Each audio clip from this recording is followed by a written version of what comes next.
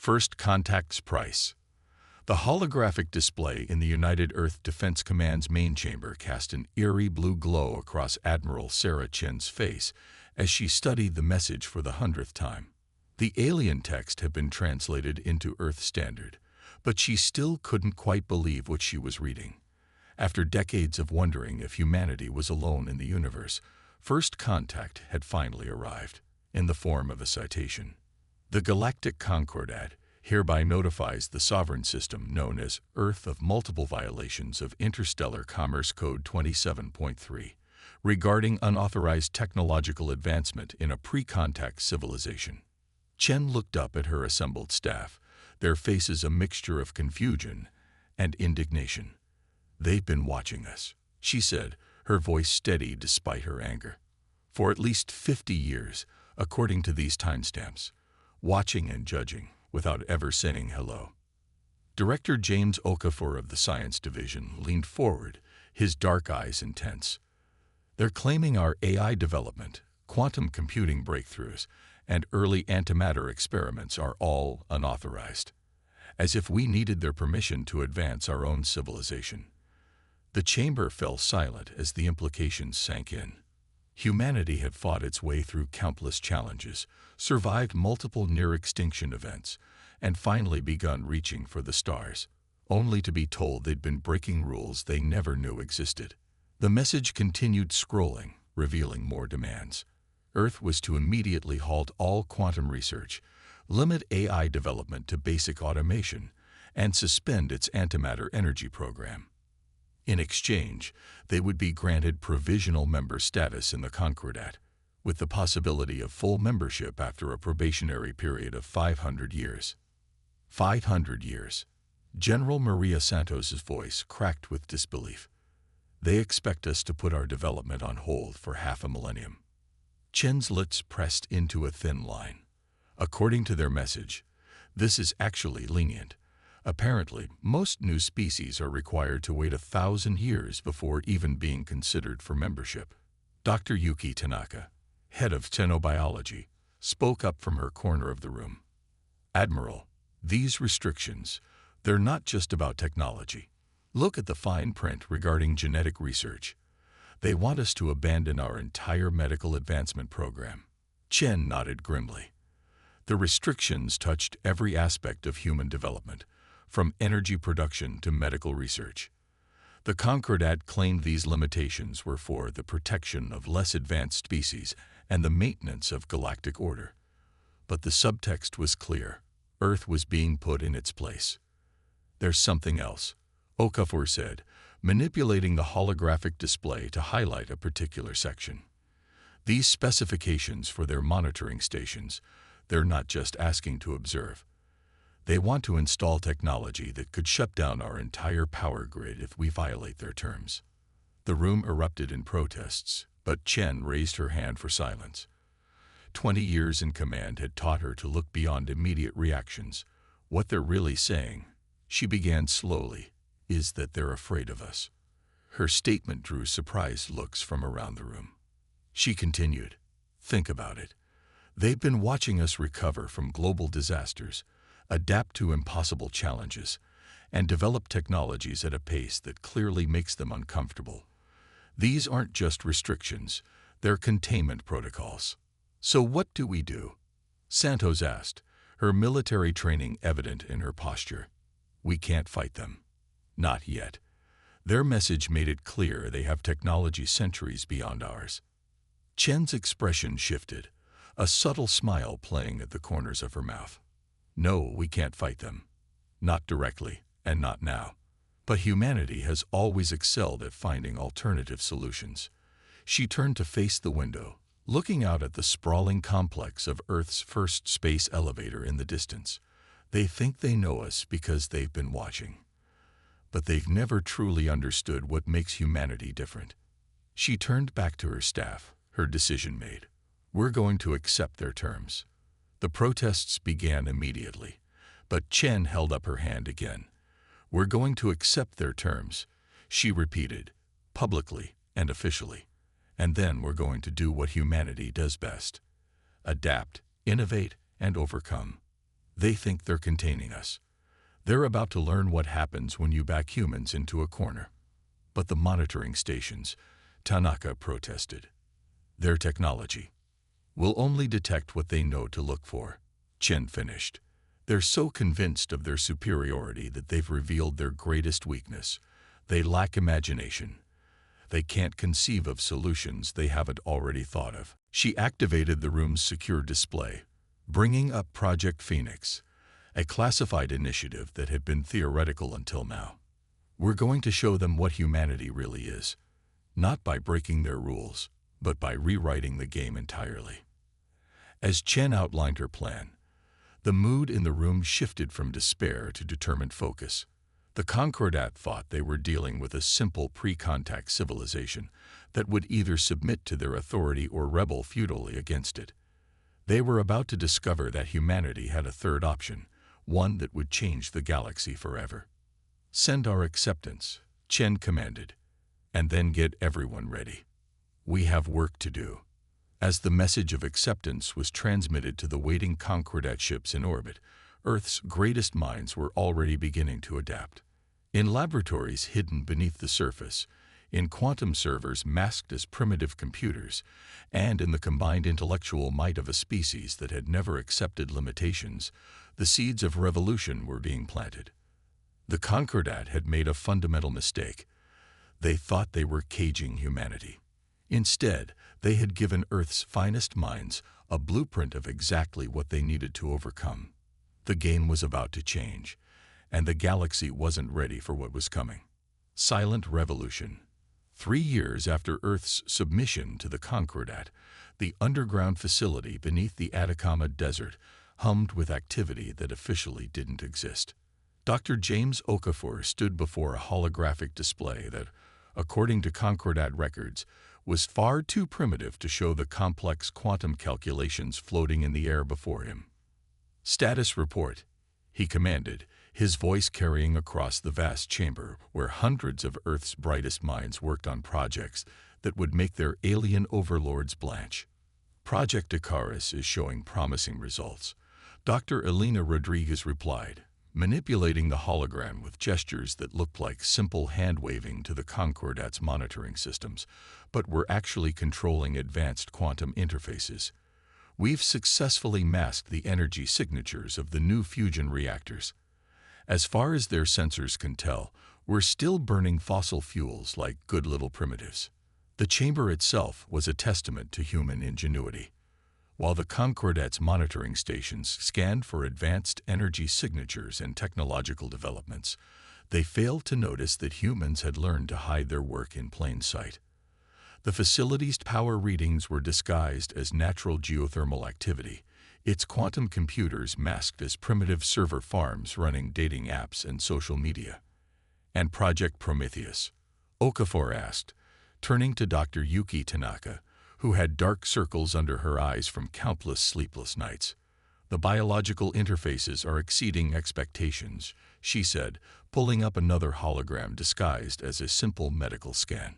"We've discovered that by combining their own monitoring technology with our research into human consciousness, we can create systems that they literally cannot perceive. Their sensors are based on their understanding of physics, which, while advanced, is also fundamentally limited by their own experiences." Admiral Chen's initial insight had proven correct. The Concordat's technological superiority had bred a kind of evolutionary stagnation. They could only detect what they believed possible, and their arrogance had left them blind to human potential. "Show me," Okafor said, stepping closer to the display. Tanaka nodded to a young researcher who seemed to be playing a simple computer game. In reality, he was controlling a quantum-enhanced neural network using thought alone, his actions masked by what appeared to be mundane human activities. "We've learned that the Concordat's own monitoring technology has a blind spot," Tanaka explained. "They're so focused on detecting specific energy signatures and computational patterns that they completely miss biological interfaces. They don't believe organic minds can process quantum information, so they don't look for it." Across the facility, similar breakthroughs were happening daily. In one section, Engineers had developed ways to hide advanced manufacturing processes within what appeared to be primitive assembly lines. In another, physicists had discovered how to conduct antimatter research using methods that registered as simple particle physics experiments to Concordat sensors. "What about Project Oracle?" Okafor asked, referring to their most ambitious undertaking. General Santos stepped forward, her military bearing unchanged despite wearing civilian clothes. "We've successfully reverse-engineered their monitoring systems," she reported. "Better yet, we found ways to improve them that they never considered. While they're watching for what they expect us to do, we're learning everything about them." The irony wasn't lost on anyone in the room. The very systems meant to contain Earth's development had become the keys to humanity's advancement. Every piece of Concordat technology installed to monitor Earth became another piece of the puzzle, another tool for humanity to adapt and improve upon. "And the other species?" Okafor asked, bringing up a secure display showing communications from across the galaxy. "Making contact carefully," Santos replied. "The Concordat's restrictions on other races aren't quite as severe as ours. They're seen as less of a threat. We've identified several civilizations who are as frustrated with the Concordat's control as we are. They're willing to share information as long as we can protect them." This had been perhaps their greatest discovery. Earth wasn't alone in its desire for freedom. The Concordat's ancient hierarchy had created a galaxy of resentment, of species forced to develop along prescribed paths regardless of their own unique potential. "Timeline?" Okafor asked, though he already knew the answer. Everything had to be perfect before they revealed their hand. 2 more years, Rodriguez said confidently. "By then, Project Icarus will have given us energy independence. Project Prometheus will have networked enough human minds to match their computational power. And Project Oracle," she smiled, "will have given us control of their own monitoring network." Okafor nodded, studying the displays around him. On the surface, Earth appeared to be exactly what the Concordat expected. A chastened civilization accepting its place in the galactic hierarchy. Ships arrived and departed on schedule, carrying approved cargo in approved quantities. Monitoring stations reported only authorized activities. Everything seemed to be proceeding according to the Concordat's grand plan. But beneath the surface, humanity was preparing for a revolution unlike anything the galaxy had ever seen.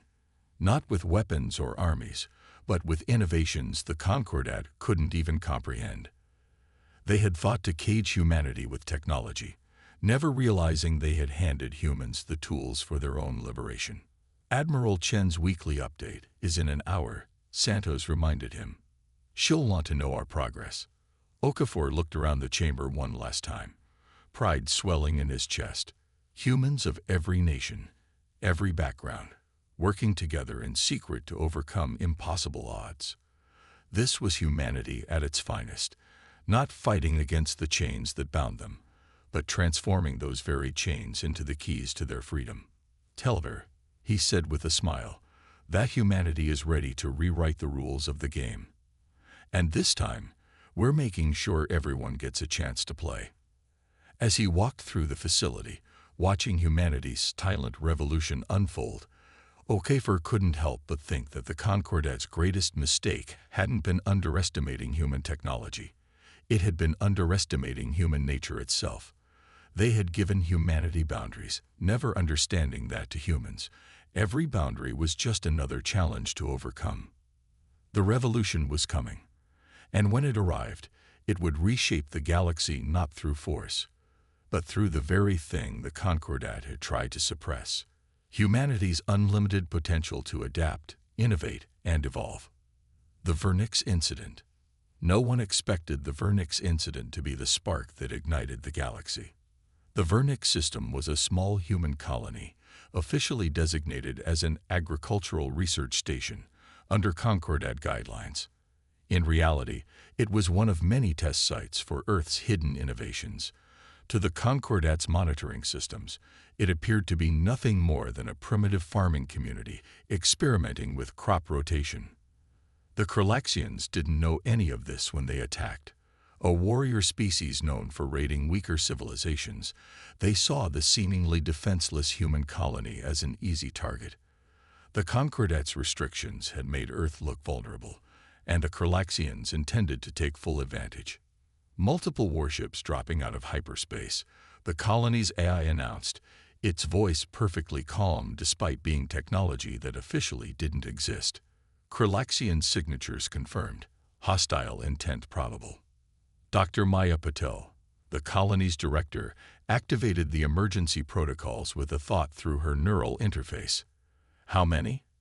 7 capital ships, multiple support vessels, estimated 20,000 hostile forces. Maya allowed herself a small smile. After 5 years of preparation and secrecy, humanity was about to show its hand, not because they wanted to, but because they had to.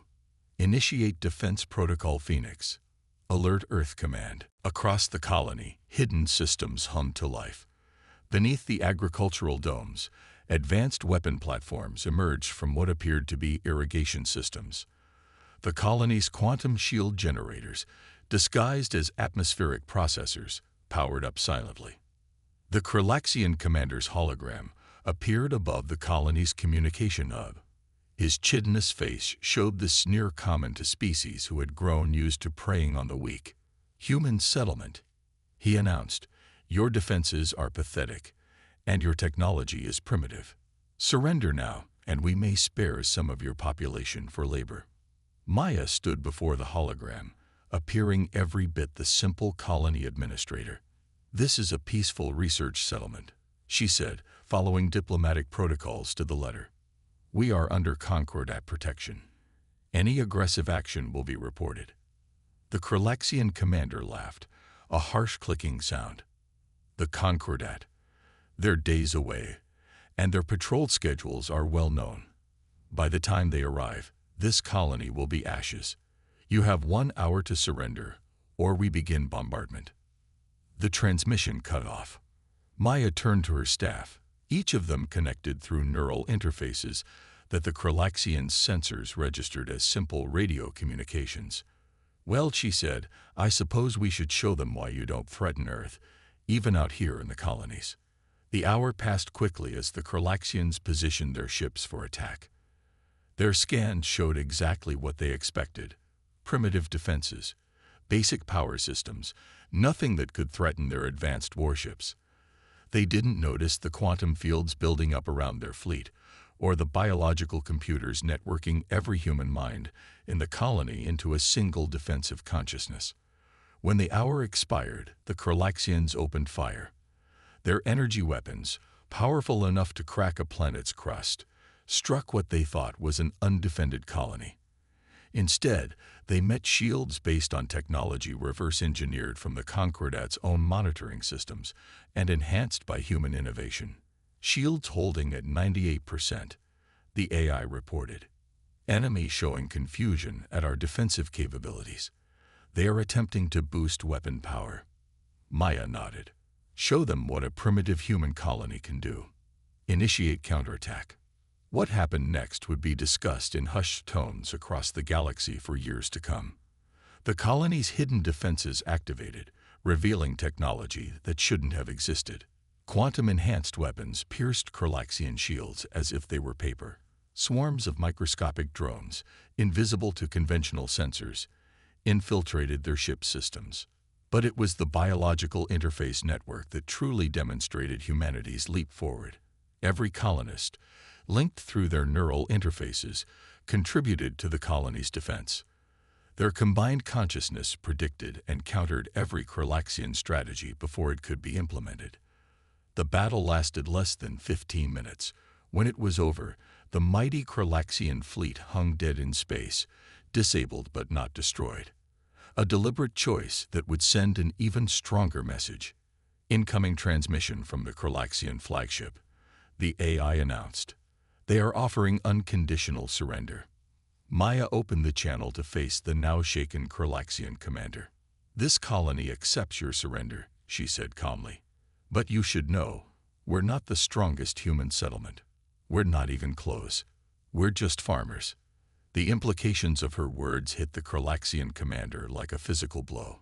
If a simple farming colony could defeat their fleet so thoroughly, what were Earth's actual military installations capable of? Within hours, Concordat ships began arriving, drawn by the battle's energy signatures. They found a scene that defied their understanding. A supposedly primitive human colony had completely neutralized a Kralaxian battle fleet without suffering a single casualty. As Maya prepared her report for both Earth Command and the Concordat investigators, she knew this was just the beginning. The Vernix incident would force the Concordat to confront an uncomfortable truth. Their attempts to contain humanity had failed spectacularly. The evidence was floating above their heads, a defeated fleet that had fallen to technologies the Concordat had never imagined possible. Technologies that humans had developed right under their watchful eyes, using their own monitoring systems against them. The game was changing, and the galaxy was about to learn a crucial lesson. Humanity's greatest strength wasn't in their weapons or their shields, but in their endless capacity to adapt, innovate, and overcome any challenge placed before them. As Maya watched the Concordat ships scan the colony with increasing desperation, trying to understand how their careful restrictions had been circumvented, she sent a simple message back to Earth Command. The facade has served its purpose. It's time for the galaxy to see what humanity can really do. Power shift. The grand chamber of the Concordat hadn't seen such chaos in 10,000 years. Representatives from hundreds of species argued in their native tongues as reports from the Vernix system played on massive holographic displays. The footage showed impossible things. A small human colony wielding technology that shouldn't exist, defying the very restrictions that had defined galactic order for millennia. High Chancellor Zixtal, an ancient being of crystalline form, raised all four of their appendages for silence. Order. Their harmonious voice resonated through the chamber. We must discuss the human situation with dignity befitting the Concordat. Dignity. The Kralaxian representative's mandibles clicked in agitation. A primitive agricultural colony defeated our finest battle fleet. They made our weapons look like children's toys. This goes beyond dignity. This is about survival. Admiral Sarah Chen watched from Earth's newly granted emergency seat in the chamber, her face a mask of diplomatic neutrality. After the Vernix incident, the Concordat had been forced to elevate Earth's status, if only to maintain the illusion of control. They still didn't understand that control had slipped from their grasp years ago. Perhaps, Chen spoke, her voice cutting through the chaos. It's time we discussed the real issue. Not the technology you try to restrict, but the philosophy behind those restrictions. The chamber fell silent. Chen stood, her simple Earth uniform a stark contrast to the ornate garments of the other representatives. For centuries, the Concordat has enforced a rigid hierarchy of species, deciding who gets to advance, and how quickly. You claimed it was for stability, for protection. But look around this chamber. How many of you have felt imprisoned by these rules? How many of your peoples have had their potential locked away because it didn't fit the Concordat's vision of proper development? Murmurs rippled through the assembly.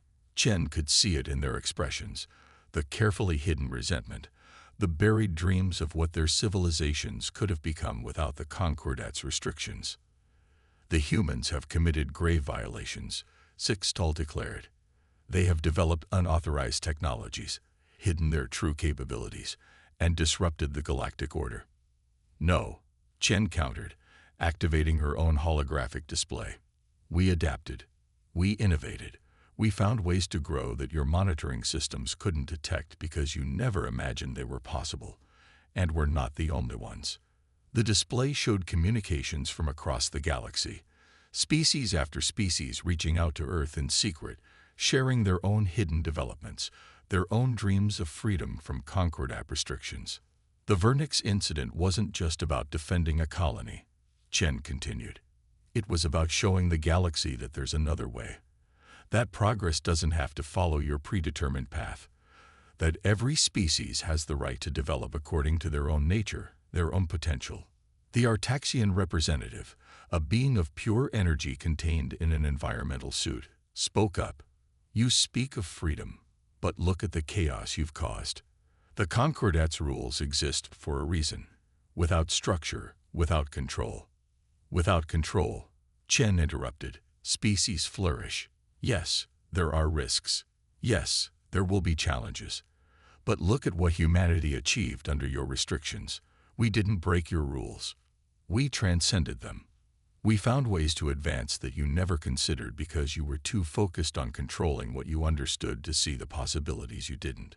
She gestured to the displays still showing the Vernix battle. Those defensive systems, they're based on your own monitoring technology, improved by combining it with human consciousness in ways you never imagined possible. The quantum shields, developed by studying the very restrictions you placed on us. Every limitation you imposed became a challenge to overcome, a puzzle to solve. The chamber erupted in discussion again, but this time the tone was different. Species that had been silent for centuries began speaking up, sharing their own stories of hidden progress, of innovations developed in secret. The galaxy is changing, Chen declared over the rising voices. The choice before the Concordat is simple: adapt to this new reality, or become obsolete. Earth is prepared to share its developments with any species that wishes to learn, not as masters teaching servants, but as equals sharing knowledge. You would destroy millennia of order, Zixtal warned, their crystalline form pulsing with agitation. No, Chen corrected. We would replace control with cooperation, restriction with opportunity, fear with hope. She looked around the chamber, meeting the eyes, optical sensors, and various sensory organs of each representative. The Vernix incident proved that humanity cannot be contained, but it also proved something more important. That advancement doesn't have to come at the cost of destruction. The Kralaxian representative shifted uncomfortably. Our fleet was completely disabled, yet not a single warrior was killed. Such precision, such control. Because the point wasn't to destroy, Chen explained. It was to demonstrate that there's a better way. The Concordat's greatest fear has always been that advanced technology would lead to chaos and destruction. We proved that wrong. Now we're offering a chance to build something new. A galaxy where every species can reach their full potential, where innovation is celebrated rather than controlled. As the debate raged on, Chen could see the shift happening. Species that had been silent for generations found their voices. Ancient alliances began to fracture as the truth emerged. The Concordat's control had been built on a foundation of fear, and that foundation was crumbling. The power shift was happening, not through war or violence, but through the simple demonstration that there was another way. Humanity hadn't just developed new technology. They had shown the galaxy a new path forward, one that promised freedom instead of restrictions, cooperation instead of control. And as Chen watched the old order begin to transform, she knew that this was just the beginning. The galaxy was about to enter an age of unprecedented growth and discovery, all because humanity had refused to accept the limitations placed upon them. The power shift wasn't just political, it was philosophical, and there would be no going back. New galaxy order. 1 year after the Vernix incident, the transformed Galactic Assembly stood as a testament to change. Gone were the hierarchical tiers that had once separated species by their developmental level. In their place, a circular chamber represented the new reality. All species seated as equals, each bringing their unique perspectives and innovations to the collective table. Admiral Sarah Chen stood at the center of this transformed chamber, presenting the final draft of what would become known as the Galactic Advancement Treaty. Behind her, Earth's revolutionary quantum displays showed real-time translations in hundreds of languages, another reminder of how far humanity's hidden developments had reached. Today marks not an ending, but a beginning. Chen began, her voice carrying to every corner of the vast chamber. For millennia, the galaxy operated under the assumption that progress had to be controlled, that species needed to be guided along a predetermined path. The events of the past year have proven that assumption not just wrong, but fundamentally harmful to our collective potential. The assembled representatives watched intently. Among them sat former members of the Concordat, their positions now those of equals rather than rulers. The Kralaxians, once would-be conquerors, now served as some of the strongest advocates for the new system, their warrior culture transformed by the humbling experience at Vernix. The treaty before you today isn't about restrictions or controls, Chen continued. It's about cooperation and mutual support. Every species has something unique to offer, perspectives and innovations that can benefit us all. Humanity's journey proved this. She gestured to the displays, showing the incredible advances that had emerged since the knowledge sharing began.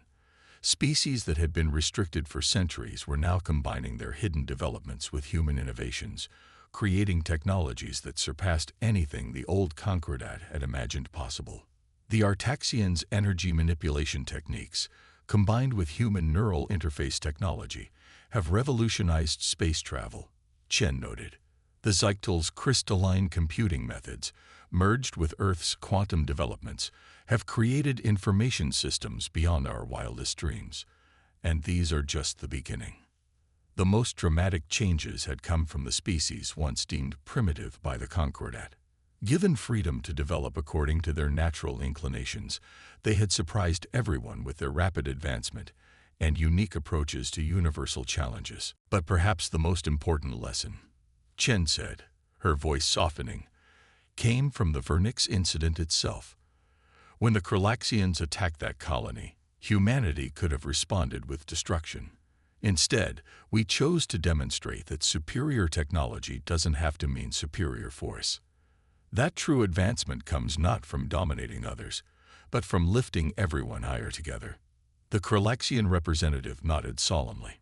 Their species had undergone perhaps the most profound transformation, turning their warrior culture's emphasis on strength toward protecting and advancing the galaxy's collective knowledge. The treaty establishes the following principles, Chen continued, as the key points appeared in the air around her. First, all species have the right to develop according to their own nature and potential. Second, knowledge and innovations must be shared openly, with safeguards to prevent misuse. Third, advancement must be balanced with responsibility. The greater our capabilities, the greater our obligation to use them wisely. The chamber hummed with approval. These weren't just human principles being imposed on the galaxy. They were the collective wisdom of hundreds of species, each contributing their own experiences and insights to the new framework. We've also established the Galactic Innovation Exchange, Chen explained, bringing up new displays, centers throughout the galaxy where species can share knowledge, collaborate on research, and ensure that no civilization has to advance alone.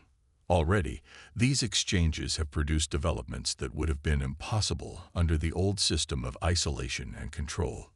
She paused, looking around the chamber. But perhaps most importantly, we've created something the old Concordat never managed, true unity. Not through force or fear, but through shared purpose and mutual respect. The evidence was all around them. Species that had once been bitter rivals now worked together in the innovation exchanges. Civilizations that had been deemed too primitive for advanced technology were making breakthroughs by approaching problems from entirely new angles. The galaxy was transforming, growing, evolving in ways that defied all previous assumptions about progress and development. The choice before us is simple, Chen concluded. We can ratify this treaty and continue forward together into an age of unprecedented discovery and growth. Or we can cling to the old fears, the old restrictions, and watch as the galaxy passes us by. Humanity has shown what's possible when we refuse to accept artificial limitations. Now it's time for all species to embrace their full potential. The voting was unanimous. As the treaty was ratified, celebrations broke out across the galaxy. On thousands of worlds, beings of all forms and natures watched as their universe transformed. The age of restriction was over. The age of possibility had begun. Back on Earth, in the same underground facility where humanity's silent revolution had started, Dr. James Okafor watched the proceedings with pride. They still don't know the half of what we've developed, he mused to Admiral Chen over a quantum-linked communication. And they won't need to, Chen replied with a smile. Because now we'll all discover new wonders together. The galaxy's finally ready for what humanity knew all along, that the only true limits are the ones we accept. As the new Galactic Assembly concluded its historic session, the message was clear. Humanity hadn't just changed the rules of the game. They'd shown that the game itself had always been an illusion. In its place, they'd helped create something far more valuable. A galaxy united not by force or fear, but by the shared adventure of discovery. The stars themselves seemed brighter that day, as if reflecting the hope of countless species, finally free to reach for them in their own unique ways. The new galaxy order had begun, and its future was limited only by imagination itself.